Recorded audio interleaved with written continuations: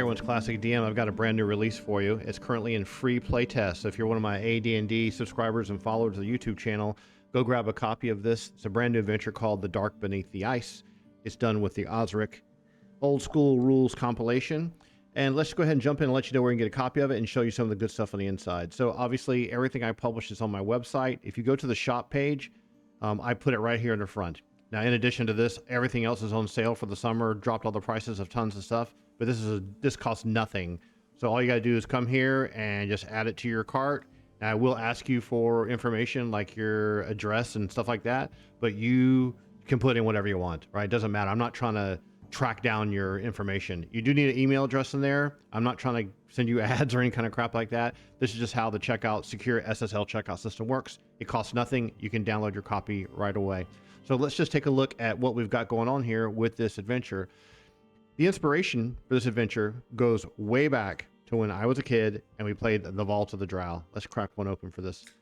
When we played the Vault of the Drow, we had started at the setting of the Hill Giant Chief and we went all the way to the end and we gave up into the maze and the Queen of the Demon Web pits. We never finished the damn thing. But in this adventure, it's based upon this underground Arctic Dark Elf compound that works as a prison and as a staging point for surface raids. And the entire theme of the whole module is based on an Arctic region, which means you can introduce this region into any part of your own world if you wish. The module itself, as always, is my 5.5 by 8.5, Mark Miller Traveler little black book format. I really like this because you can actually print copies of it for like $1. It's really, really cheap to print copies. That way you can always mark it up yourself, etc. If you like PDF, it works really well on mobile. So if you're using a mobile device or a Surface or Slate or an iPad, it allows you to rescale it to however you want to see fit. So you don't have to worry about going down a column, up a column, down a column, up a column. Although, fancy companies and publishers publish things in 2-column format like school books, I try not to do that because I actually want it to be usable at the table. The front end has running adventure. I give you 1, 2, 3, 4, 5 options on how you can integrate this campaign / one-shot module into your world. So it's not something where there's a linear sequence of events. Some of my stuff in the past has been very story-driven and very kind of linear. In this one, it's a location, it's a facility. And whether you're a prisoner in the facility or you've stumbled across this location on this underground river in the Arctic, or whether you've been sent there to rescue someone, you can play it any way you want. So my goal was to create this actual outpost, some functioning as a Dark Elf prison, and then add an interesting twist to it.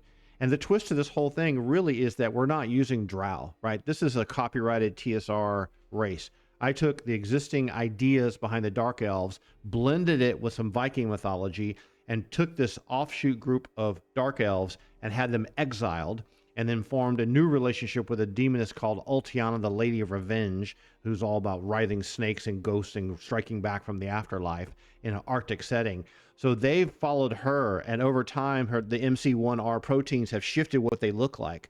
So no longer do we have the dark skin, white hair, 5'1" elves. We have these elves starting to look more Nordic, muscular, strong, with blonde and red hair. Their hair's tied in braids. Their beards are tied in braids, but they're limited to clerics and fighters. So why would you want to run this kind of adventure? Because it's really kind of like an infiltration top secret kind of adventure, as opposed to many other adventures where you are going through a dungeon like our Hidden Shrine of Timoashan.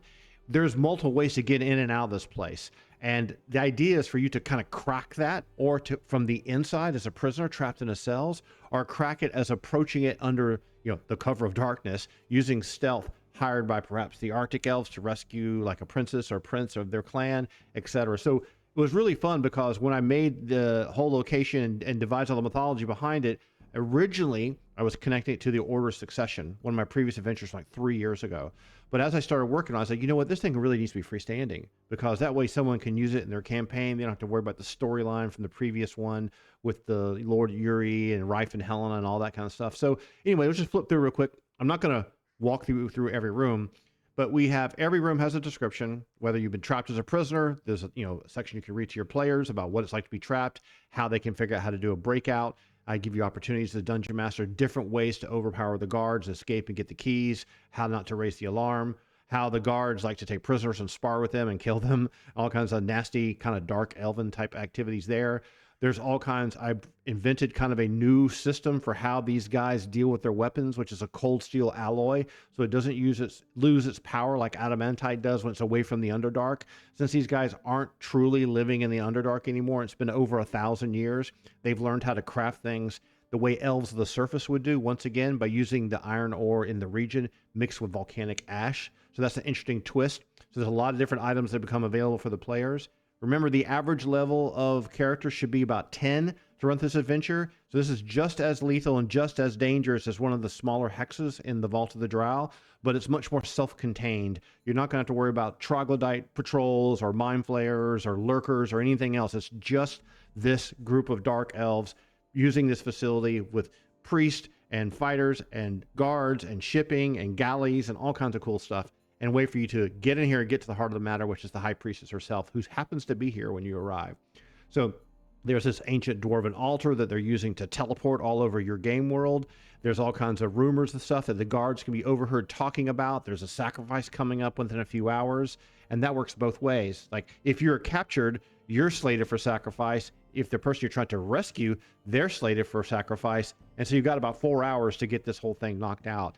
So every entry includes detailed game master information to tell you how you can run this, things to watch out for, tactics they might use, long line of sight, etc. So I do that through the whole adventure, right? All the way to the end, the typical type stuff, all the information, their spells, the choices, everything you need to know for every single area in the entire module. Great. Okay. At the very back, we introduce and break down this House Ronquar Dark Elves in great detail. We talk about their description, their weapons, everything you need to know, what kind of spells the clerics, what level they are, how the weapons work, etc. So let's go take a look at the map. The map is from an original map done by Dyson Logos. I made tremendous modifications to it. So as you can see, this area here, there's a massive underground river that flows from north to south, and there's a tributary river that flows from north to south too, creating a waterfall. And so you have these arched bridges going over this underground frozen Arctic cavern with this freezing cold water. And if you tuck around the corner, you have this sandy beach where the galleys land and bring supplies to a warehouse and a series of guard barracks. However, if you start the adventure as a prisoner, you're going to end up in one of these cells here in Area 2 at A, B, C, D, E, and F, and G. There's also cells H, I, J, K, which have NPCs in them, which might be a great place for you to put whatever NPCs you want to have if you're doing a rescue mission. Area 2 is a large sparring area with a bunch of weapon racks and all the items stolen and taken away from prisoners. Once you get down here, you get to the captain of guard and a meeting area, which has a little overlook over the water. So that's another way to kind of infiltrate your way in. If you're coming upstream like this, you could either climb up the side of the waterfall and sneak your way in here, or go around here into the sandy beach. Or if you're inside just trying to escape, that's a way to get out too. We've got one of these dwarven altars, which are used as a network throughout the game world. They travel around the world and do raids and travel back, almost like in a Star Trek Enterprise teleporting. As I mentioned before, there's more prisoner cells here. They jump in the river, they drown because it's just so deep and the flow so fast. You've got an area in here where all kinds of ceremonial robes are stored with silvery daggers used in sacrifices. Someone could take those and disguise themselves and work their way down here to this end here, which is the major temple where all the sacrifices take place. There's a massive scribe dormitory where all the female clerics are doing scribes and writing scrolls and preparing for a new event. A major ceremonial sacrificial altar is here, and the High Priestess quarters herself are down here in Area 13. So it's not too big, and it's not like multiple levels and tons of secret doors. It's really kind of a top secret adventure made for D&D. So if you want to get a copy of it, grab a copy right away. I'm going to leave it free for a while, even though I put a lot of time and energy into this. I usually charge like $3 to $4 for these things, but I would love to see what the YouTube community think of the difficulty level. So what I try to do with this module is, unlike the ones you've seen in the past, where you have 10 to 12 Dark Elves and Drow, and you have priestesses and fighters and illusionists and troglodytes and all these large war parties, we trim these things down to like here's 2 guards here, here's 2 guards here, here's 4 priestesses. Worst case scenario, you might have 5 enemies at once. So therefore, they're higher level, they have more interesting spell selections, they have more powerful armor class, they much lower armor class by using their magical weapons. So you may find that like the fights are a party of 4 or 5 against 2, 3, and 4. So it should have more of that PvP kind of go to head-to-head kind of a fighting. But of course, the players always have much more powerful magic items and stuff than the enemies do. So it's a really neat adventure. I really like how it turned out. I'd love for you to grab a copy of it and download it and check it out and read through it. If you see any errors or problems, let me know. If you get a chance to play it, let me know. I'm going to be traveling for a little while, but when I come back, I'd love to come see what people have said. You can leave your feedback in the comments right here. Of course, I put this on Patreon as well, and people can always leave comments if they want to. But that's what's going on right now. Hope you have fun with it. Grab it and let me know what you think. And we'll talk to you again real soon.